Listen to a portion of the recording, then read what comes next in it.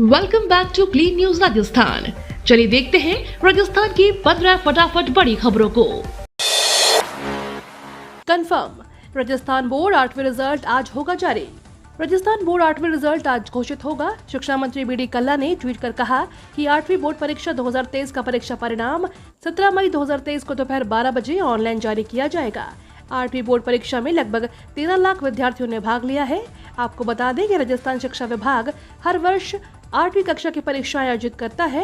Rajasthan board 8वीं के विद्यार्थियों को मार्क्स की बजाय ग्रेड दिए जाते हैं। डी ग्रेड तक छात्र पास माने जाएंगे, वहीं E1 और E2 आने पर बच्चा फेल माना जाएगा। अगर एक या दो विषय में E ग्रेड आती है तो सप्लीमेंट्री परीक्षा देनी होगी। राजस्थान बोर्ड 8वीं कक्षा में विद्यार्थियों को फेल करने का प्रावधान है। 8वीं कक्षा की परीक्षा में खराब प्रदर्शन करने वाले छात्र छात्राओं को 9वीं कक्षा में प्रमोट नहीं किया जाएगा। झमाझम बारिश को लेकर गुड न्यूज, राजस्थान में इस दिन प्रवेश करेगा मॉनसून। दक्षिण पश्चिमी मॉनसून भारत में 4 जून को दस्तक देने जा रहा है। हवा, नमी, रुख और गति सहित अगर मॉनसून का वातावरण बेहतर रहा तो 25 जून को राजस्थान में मॉनसून दस्तक दे देगा। यह प्रदेश में मॉनसून आने की तय तारीख है। भारतीय मौसम विभाग के वैज्ञानिक राधेश्याम शर्मा बताते हैं कि मॉनसून राजस्थान में कब प्रवेश करेगा ये तत्कालीन परिस्थितियों पर निर्भर करता है। फिलहाल मॉनसून 4 जून को केरल में प्रवेश कर रहा है। इसके बाद इसकी गति और रुख पर काफी कुछ निर्भर करेगा कि यह कब राजस्थान में पहुंचता है। राजस्थान में अशोक गहलोत का चुनावी दांव, पुजारियों के मानदेय में बढ़ोतरी। राजस्थान के मुख्यमंत्री अशोक गहलोत ने राजकीय प्रत्यक्ष प्रभार मंत्रियों के अंशकालीन पुजारियों के मानदेय में वृद्धि के प्रस्ताव को मंजूरी दी है। पुजारियों का मानदेय 3000 से बढ़ाकर 5000 कर दिया गया है। सीएम अशोक गहलोत ने देवस्थान विभाग के अधीन आने वाले राजकीय प्रत्यक्ष प्रभार मंदिरों के अंशकालीन पुजारियों के मानदेय में वृद्धि के प्रस्ताव को मंजूरी दी है। सीएम अशोक गहलोत के निर्णय से पुजारियों को आर्थिक संबल मिलेगा। इसके अलावा देवस्थान विभाग के अधीन 593 मंदिरों में पोषक, रंग रोगन, मरम्मत तथा उन्नयन संबंधी कारणों के लिए 5.5 करोड़ के प्रस्ताव को भी मंजूरी दी है।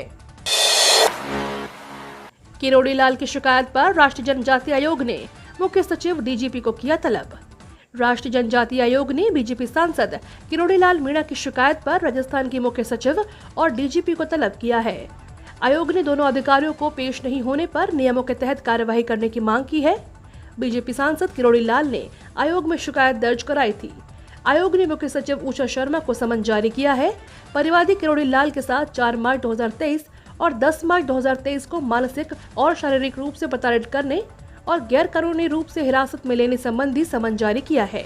समन में कहा गया है कि यदि आप बिना किसी विधि सम्मत के कारण के आदेश का अनुपालन नहीं करते हैं तो सिविल प्रक्रिया संहिता 1908 के आदेश के नियम 12 में दिए गए अनुपस्थिति के परिणाम भुगतने होंगे। राजस्थान पहुंची कांग्रेस राष्ट्रीय सचिव, पायलट पर एक्शन को लेकर दिया ये जवाब।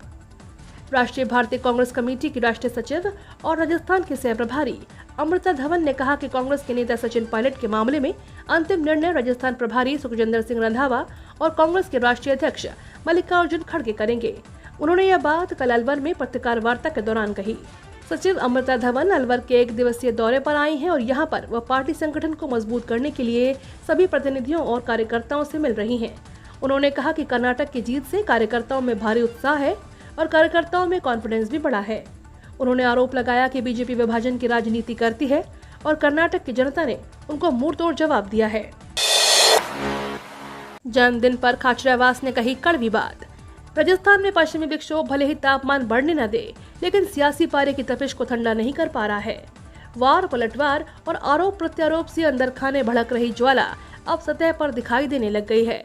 इसी बीच मंत्री प्रताप सिंह खाचरियावास ने अपने जन्मदिन पर कड़वे शब्दों में बड़े नेताओं को नसीहत दे डाली और कहा कि अपना अहम छोड़ दें, तभी 156 सीटें आएंगी।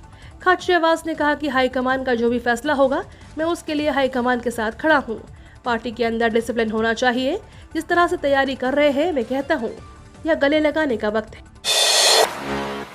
जेडीए का जयपुर के 6 स्थानों पर गर्जा बुलडोजर। जेडीए का जयपुर के 6 स्थानों पर गर्जा बुलडोजर। कल भी जेडीए के प्रवर्तन दस्ते ने जयपुर के विश्वकर्मा और चौमू इलाके में 6 अलग अलग बड़ी जगह पर कार्यवाही को अंजाम दिया। चौमू इलाके में रूपा मालन की ढाणी में करीब 3 बीघा भूमि पर अवैध रूप से बिना भू कन्वर्जन के बसाई जा रही कॉलोनी के खिलाफ कार्यवाही की गई, जहां बाउंड्री वॉल और ग्रेवल सड़कों को ध्वस्त किया गया। वहीं भोज लावा कट पर भी अवैध रूप से डेवलप की गई कॉलोनी पर जेडीए का बुलडोजर गर्जा। इस कॉलोनी पर पहले भी जेडीए का दस्ता कार्यवाही कर चुका है, लेकिन उसके बावजूद भी बाउंड्री वॉल और ग्रेवल सड़कों पर फिर से बिछाया गया। पायलट के अल्टीमेटम पर गहलोत समर्थक एमएलए का जवाब। राजस्थान कांग्रेस में एक बार फिर से सीज फायर टूट गया है। अशोक गहलोत और सचिन पायलट गुट के बीच एक बार फिर से वार पलटवार का दौर शुरू हो गया है। सचिन पायलट ने अपनी ही सरकार को 3 मांगे पूरी करने के लिए 15 दिन का अल्टीमेटम दे दिया है। अब इन्हीं मांगों पर गहलोत समर्थक माने जाने वाले चेतन डूडी ने जवाब दिया है। चेतन डूडी ने कहा कि सचिन पायलट ने जिन 3 मुद्दों को उठाया है वो अप्रायोगिक और पूरी तरह से समझ से परे है। क्या आपको पता नहीं कि आरपीएससी स्वतंत्र संवैधानिक संस्था है जो कभी भी किसी को भंग नहीं की जा सकती। आरपीएससी सदस्य का तो इस्तीफा भी राष्ट्रपति द्वारा मंजूर किया जाता है। आप क्यों युवाओं को भ्रमित कर रहे हैं? राजस्थान के इन 3 जिलों में लगा रोजगार मेला। राजस्थान में रोजगार को लेकर एक अच्छी खबर है, क्योंकि जयपुर, अजमेर समेत राजस्थान के 3 जिलों में नरेंद्र मोदी रोजगार मेले का 5वां आयोजन किया जा रहा है। इस कार्यक्रम में पीएम नरेंद्र मोदी भी वीडियो कॉन्फ्रेंसिंग के जरिए लाइव जुड़े हैं। थोड़ा कुछ समय के लिए ऑडियो में प्रॉब्लम रही, इस वजह से रोजगार मेले का कार्यक्रम थोड़ा लेट शुरू हुआ। पीएम नरेंद्र मोदी के 5वें रोजगार मेले की सबसे खास बात यह है कि इसके तहत देश के 71,000 युवाओं को नियुक्ति पत्र दिए जाएंगे। अजमेर जिले के करीब 125 युवाओं को विभिन्न विभागों में नियुक्ति पत्र मिलेंगे। 13 सूत्रीय मांगों के समाधान को लेकर सीटू मजदूर यूनियन करेगी आंदोलन। एग्रो बायोटेक सीटू मजदूर यूनियन के अध्यक्ष सुभाष गुर्जर ने फैक्ट्री प्रबंधन को चेतावनी दी है। अगर 13 सूत्रीय मांगों के मांग पत्र पर समय रहते विचार नहीं किया गया तो यूनियन आंदोलन करेगी, जिसकी जिम्मेदारी फैक्ट्री प्रबंधन की होगी। यूनियन के महामंत्री राजेंद्र सैनी ने बताया कि एग्री बायोटेक सीटू यूनियन के द्वारा कंपनी प्रबंधक मंडल को मांग पत्र 2023-24 के संदर्भ में फैक्ट्री प्रबंधन एवं यूनियन के साथ 3 बार हुई वार्ता विफल रहने के कारण मंगलवार को यूनियन द्वारा फैक्ट्री प्रबंधन को चेतावनी देते हुए कहा कि फैक्ट्री प्रबंधन को 22 मई तक का समय दिया गया था, लेकिन अभी तक की मांग पत्र पर फैक्ट्री प्रबंधन ने विचार नहीं किया।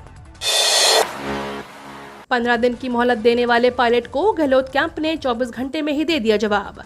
राजस्थान में कांग्रेस के असंतुष्ट नेता सचिन पायलट और मंत्री राजेंद्र गुढ़ा के तीखे हमले के बाद गहलोत कैंप की तरफ से पलटवार किया गया है।